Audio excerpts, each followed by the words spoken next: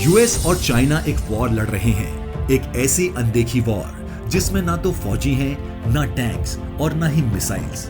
ये वॉर लड़ी जा रही है गवर्नमेंट ऑफिसर्स और कंपनी बोर्डरूम में। ये वॉर है दुनिया की सबसे कीमती चीज को हासिल करने के लिए, जिसे कहते हैं माइक्रोचिप। आपकी फिंगर टिप्स पे पूरी आने वाली इस चीज में ऐसा एक मैजिक है जिसकी वजह से पूरी दुनिया चल रही है।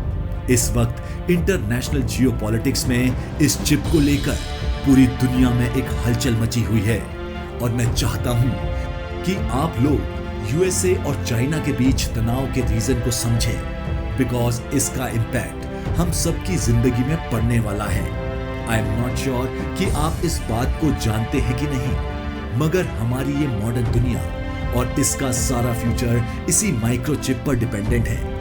हर इलेक्ट्रॉनिक चीज इस सेमीकंडक्टर या माइक्रोचिप से चलती है। दीवार पर लगी घड़ी से लेकर आपके रेफ्रिजरेटर तक, आपके टीवी, आपके माइक्रोवेव, आपके फोन, आपके लैपटॉप, हर चीज में ये छोटी सी चिप है। और इन सब से बढ़कर आपके सारे मिलिट्री हथियार जैसे कि रडार, मिसाइल, जेट, हर चीज इन्हीं चिप्स पर डिपेंडेंट है। जिस कंट्री के पास भी माइक्रोचिप का कंट्रोल होगा, उसके हथियार और उसकी आर्मी दुनिया में पावरफुल और टेक्नोलॉजिकली एडवांस्ड होगी। लेकिन यूएसए और चाइना में ये इशू शुरू कब हुआ, इस इशू की असल वजह क्या है और माइक्रोचिप हासिल करने की इस रेस का अंजाम क्या होगा। आज के वीडियो में आपका फिर से स्वागत है। 1950 में अमेरिका में हर जगह कंप्यूटर्स की हाइप थी। इतनी लंबी लंबी तारों वाले ये बड़े बड़े कंप्यूटर्स कॉम्प्लेक्स प्रॉब्लम सॉल्व कर रहे थे, मगर ये बहुत स्लो थे और साइज इतना बड़ा था कि एक कंप्यूटर के लिए पूरा एक रूम चाहिए होता था। फिर 1959 में दो अमेरिकन इंजीनियर्स ने इन तारों के जाल वाले कंप्यूटर से जान छुड़ाने का फैसला किया। उस जमाने में ट्रांजिस्टर नया नया इन्वेंट हुआ था। ट्रांजिस्टर एक किस्म का ऑन ऑफ स्विच है जिसके थ्रू आप इलेक्ट्रिसिटी का फ्लो कंट्रोल कर सकते हैं। इसी ट्रांजिस्टर के मैकेनिज्म को यूज करते हुए उन्होंने सिलिकॉन के मटेरियल पर ऐसे छोटे छोटे स्विच बनाए जिससे वो बगैर किसी वायर के इलेक्ट्रिसिटी फ्लो कंट्रोल कर सकते थे। और उसके बाद हमारी दुनिया हमेशा के लिए बदल गई। अब इलेक्ट्रिसिटी की पल्स को रोकने के लिए तारों की जरूरत नहीं थी। Trillions of signals Chand second में एक से दूसरी जगह पहुंच रहे थे। इसी एक इन्वेंशन की वजह से हमारी दुनिया में टेक्नोलॉजिकल ट्रांसफॉर्मेशन शुरू हुई। ये कैलकुलेटर, छोटे साइज के कंप्यूटर, टीवी रिमोट, सब इन सिलिकॉन चिप की डिस्कवरी के बाद बनना शुरू हुए। 1960 में अमेरिका पूरी दुनिया में सबसे ज्यादा चिप बनाने वाली कंट्री बन चुका था। बड़े बड़े बिलियनियर्स माइक्रोचिप कंपनीज में पैसा इन्वेस्ट कर रहे थे। 1980 तक टेक्नोलॉजी इतनी एडवांस हो चुकी थी कि सिर्फ एक चिप पर 3 लाख तक स्विच लगाए जा रहे थे और उसके नतीजे में हर इलेक्ट्रॉनिक चीज का साइज छोटा होता जा रहा था। बिल गेट्स, स्टीव जॉब इन्हीं चिप्स की वजह से दुनिया को बदल रहे थे। एक रेवोल्यूशन आ चुका था जिसने सिर्फ अमेरिका को नहीं बल्कि पूरी दुनिया को अपनी लपेट में ले लिया। 7 समुंदर पार जापान भी इस दौड़ में शामिल होने के लिए कूद पड़ा। जापानीज कंपनी ने सस्ते किस्म के हाई क्वालिटी माइक्रोचिप्स बनाकर अमेरिका मार्केट में सप्लाई करना शुरू कर दिया। अब जाहिर है अमेरिका ये कैसे बर्दाश्त कर सकता था, इसलिए 1987 में अमेरिका ने जापानीज माइक्रोचिप्स पर 100% टैक्स लगा दिया। इसी दौरान एक और एशियन कंपनी सारी सिचुएशन को बड़े गौर से देख रही थी। ताइवान ने जापान और अमेरिका पर बड़ी कड़ी नजर रखी हुई थी और ये वो समझ चुका था कि माइक्रोचिप मार्केट में अगर सरवाइव करना है तो उसे अमेरिकन कंपनी से कंपीट नहीं करना बल्कि उनको सपोर्ट करना है। असल में ये माइक्रोचिप्स बहुत ही स्पेशल फैक्ट्री में बनती थी जिन्हें फैब्स कहा जाता था, क्योंकि मिट्टी का एक भी कण इस चिप को खराब कर सकता था। इसीलिए ये स्पेशल फैक्ट्रीज में बनाए जाते थे। प्रॉब्लम ये थी कि इन फैक्ट्रीज को चलाने की कॉस्ट बहुत ज्यादा थी, इसीलिए ये माइक्रोचिप उस जमाने में काफी महंगी थी। अब वापस आते हैं ताइवान पर। असल में उस वक्त ताइवान के बहुत सारे इंजीनियर्स अमेरिका में इन माइक्रोचिप बनाने वाली कंपनीज में जॉब कर रहे थे।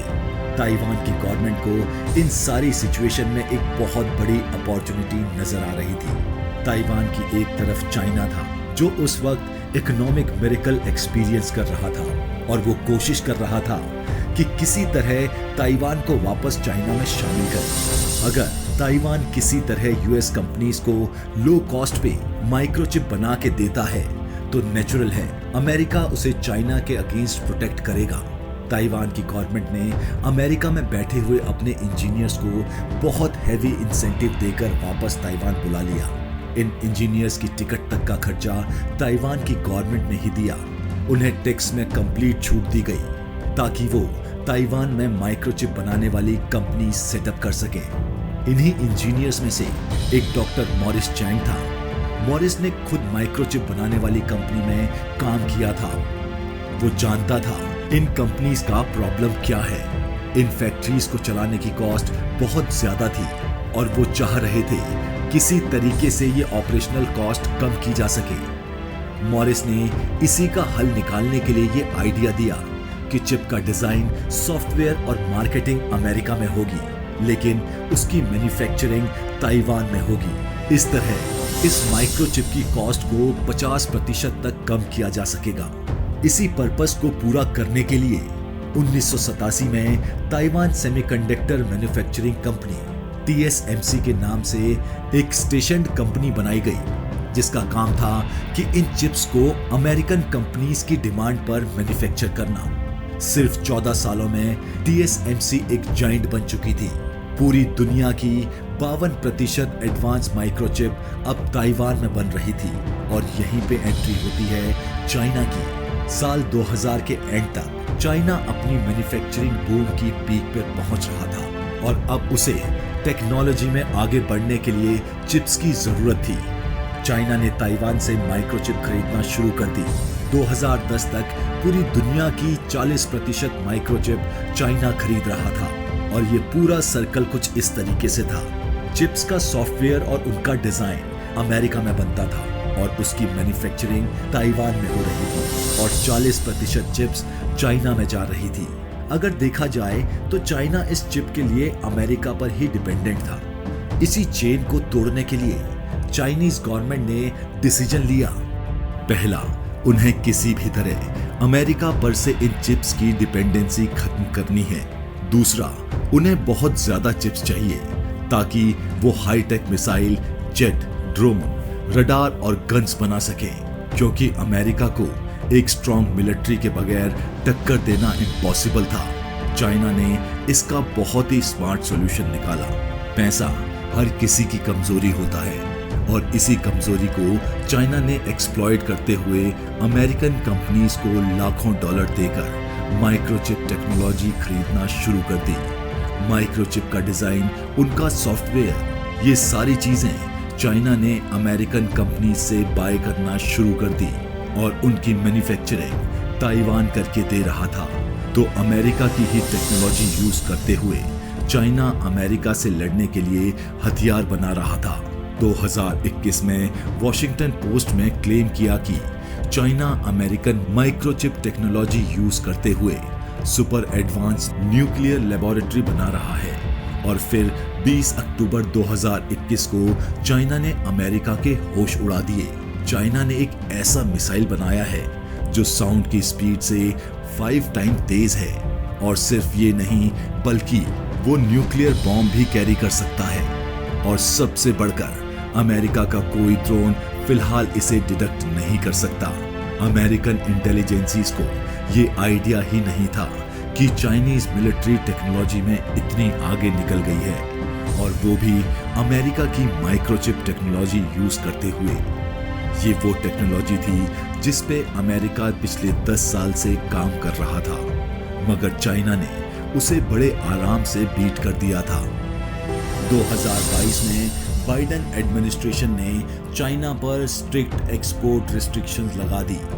सिर्फ अमेरिकन कंपनीज ही नहीं बल्कि पूरी दुनिया में कोई भी कंपनी जो अमेरिकन सॉफ्टवेयर और डिजाइन यूज करके माइक्रोचिप बना रही थी, वो अब किसी चाइनीज कंपनी के साथ डील नहीं कर सकती थी। तो अगर हम वापस इस सप्लाई चेन पे आए तो इस बैन का एक नुकसान तो चाइना को होगा, मगर दूसरी तरफ अमेरिकन कंपनीज को भी बिलियंस ऑफ डॉलर्स का लॉस होगा। बिल्कुल ऐसा ही हुआ। अमेरिका की एक बहुत बड़ी माइक्रोचिप बनाने वाली कंपनी को सिर्फ 4 महीने में $400 मिलियन का लॉस हुआ। लेकिन अपनी संप्रभुता को बचाने के लिए अमेरिका के पास और कोई चॉइस भी नहीं थी। ये माइक्रोचिप कोई आम चीज नहीं है, ये 21वीं सेंचुरी की सबसे पावरफुल चीज है। जैसे आज से 40 साल पहले जिसके पास ऑयल था उसी के पास पावर और पैसा था, बिल्कुल वही इंपॉर्टेंस आज इन माइक्रोचिप्स की है। हमारा सारा फ्यूचर इनमें डिपेंडेंट है। जिसके पास इस चिप का कंट्रोल होगा वही फ्यूचर में दुनिया में राज करेगा। अब अमेरिका ने तो अपनी चाल चल दी है।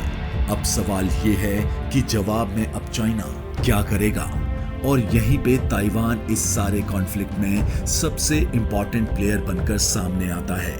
चाइना से करीब 100 मील दूर ताइवान इस वक्त बड़ी मुश्किल में है। एक तरफ अमेरिका है जो उसे खबरदार कर रहा है कि वो चाइना को माइक्रोचिप्स ना दे, और दूसरी तरफ चाइना है जो मौके की तलाश में है कि अगर ताइवान ने उसे चिप्स की सप्लाई बंद कर दी तो ताइवान पर अटैक कर देगा। और फिर जाहिर है कि चाइना के अटैक करने की सूरत में अमेरिका भी चाइना पर अटैक कर सकता है। लेकिन क्या वाकई में चाइना ताइवान पर अटैक करेगा? शायद नहीं करेगा, क्योंकि सुपर पावर कभी भी डायरेक्टली एक दूसरे को कन्फ्रंट नहीं करते।